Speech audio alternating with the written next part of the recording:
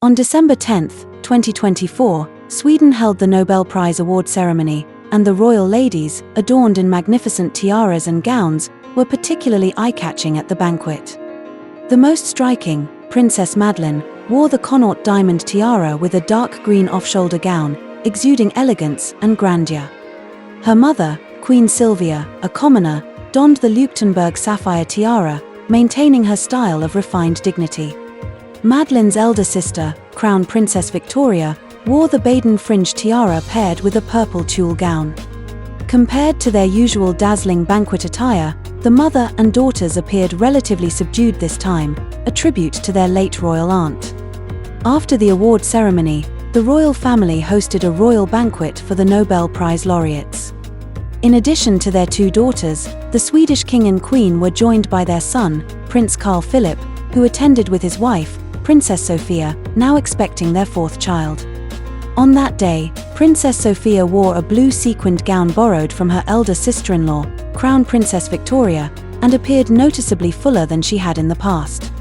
Remarkably, she wore the Kokoshnik tiara, whose large aquamarines perfectly complemented the color of her eyes.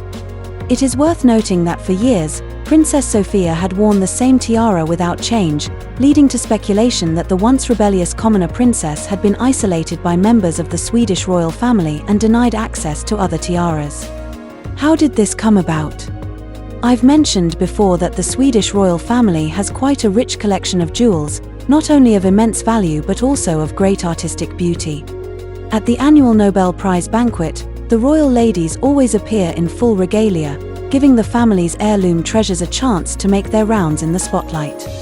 As the heir to the throne, Crown Princess Victoria naturally needs no explanation. She has showcased many of the family's most magnificent pieces, easily filling a 9-square grid of dazzling looks.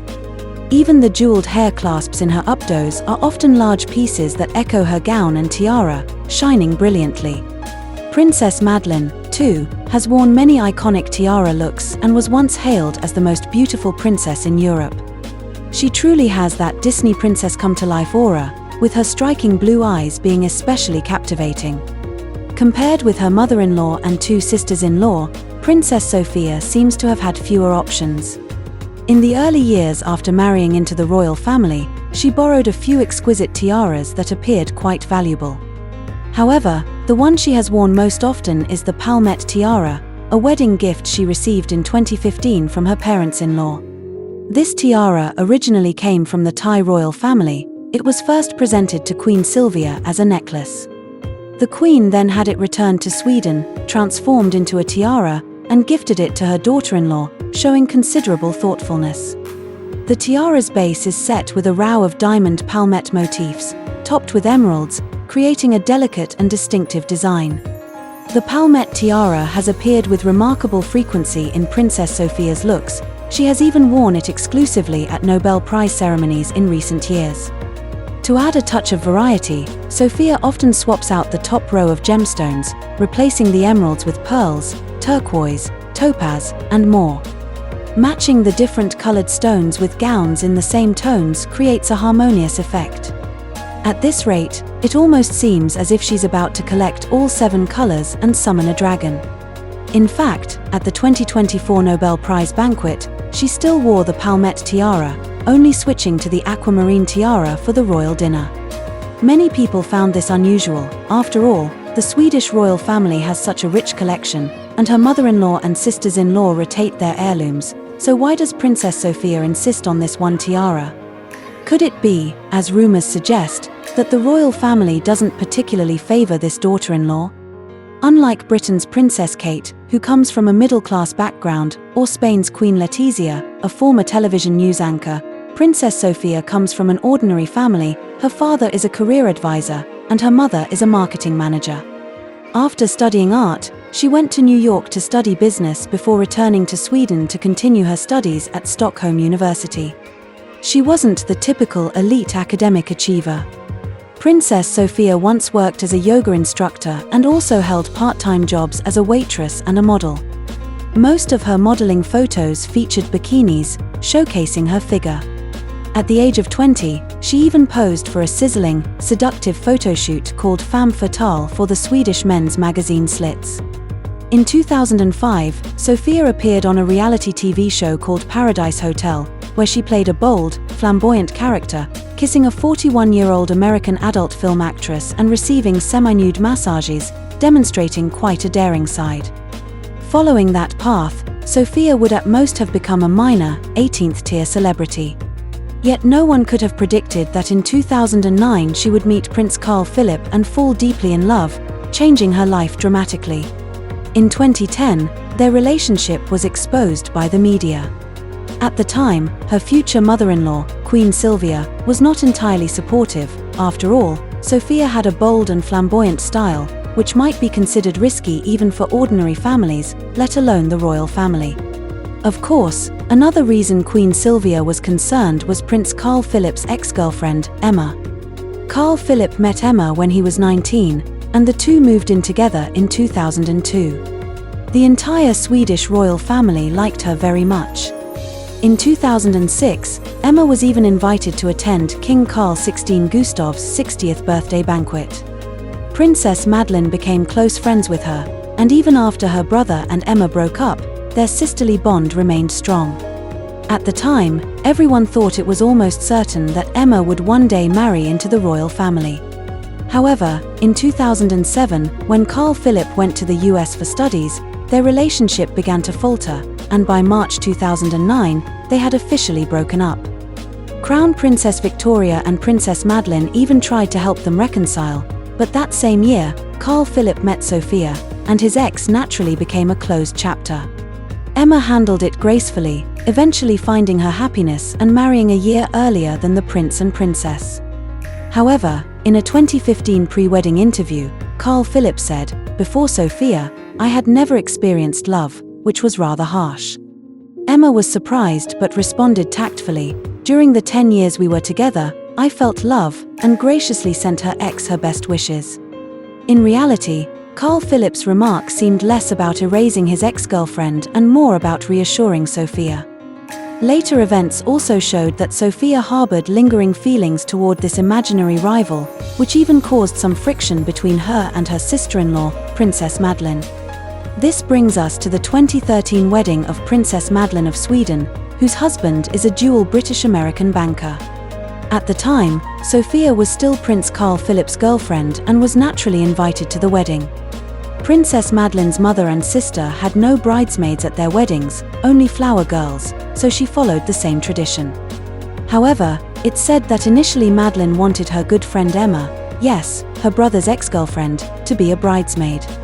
Sophia was very upset about this and had Prince Carl Philip intervene, which ultimately caused the plan to be abandoned. And it wasn't just that one time.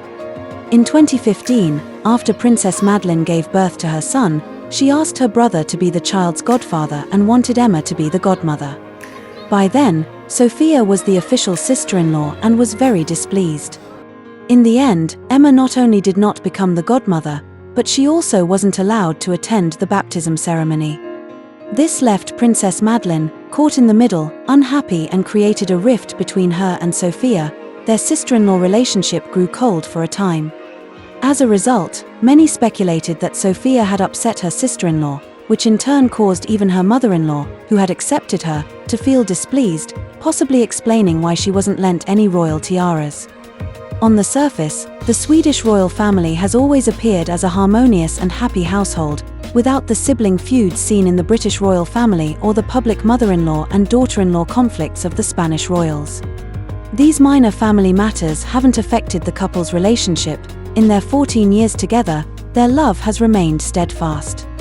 Before marrying, Princess Sophia had her wild years, and Prince Carl Philip also had his youthful partying phase. He was fond of sports cars and parties.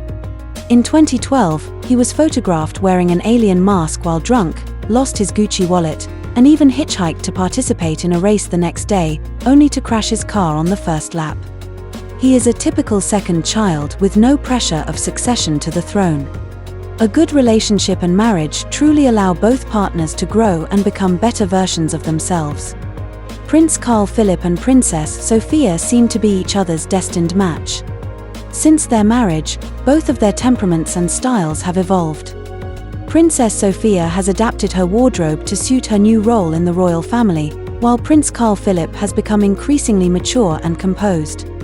Sophia's stylist may have taken cues from Princess Kate, as sometimes their looks are somewhat similar. Prince Carl Philip has also grown a beard, enhancing his appearance. Over the past couple of years, he has increasingly resembled Henry Cavill, one of the world's most handsome men. At first, many outsiders were skeptical about the couple, yet after all these years, they've turned out to be the sweetest pair. At their wedding, Prince Carl Philip was even seen wiping away tears, and while dancing with his bride, he couldn't help but kiss her hand. Whenever they appear in public, they like to walk hand in hand, frequently stealing glances at each other, their eyes betraying unhidden affection. The romantic atmosphere between them seems to set them apart from everyone else. Their shared smiles are simply overflowing with sweetness. Privately, they have been photographed engaging in all sorts of affectionate gestures, touching noses, caressing faces that make onlookers grin. Even during skiing trips, concerts, or sporting events, they stay close, and their body language reflects their deep intimacy. The couple has 3 handsome sons, and this year they welcomed a baby daughter. Their little family is warm and harmonious, with no negative news. Princess Sophia, who was initially not fully accepted by the royal family, has now embraced her duties and actively participates in official engagements. Her journey as a commoner marrying into royalty has gone smoothly. In 2019, the Swedish royal family announced a streamlining of the monarchy. The children of Prince Carl Philip and Princess Madeleine would no longer have royal status, would no longer receive taxpayer funding, and would not be addressed as Your Highness, though they would retain their titles. The family seemed very supportive of this decision, suggesting it had been discussed internally beforehand. Princess Sophia and Prince Carl Philip even issued statements endorsing the new policy, emphasizing that their children would have greater freedom of choice in the future. This arrangement is notably more dignified than the situation with the neighboring Danish royal family. So, when Meghan and Harry stepped back from their royal duties, Princess Sophia was also asked whether she would make the same choice, and she answered in the negative. Perhaps it was simply because there wasn't much gossip to report about this family, and some people latched onto the princess's tiaras to create a story. In reality, Sophia's life seems full and vibrant, much better than the speculation from the outside world.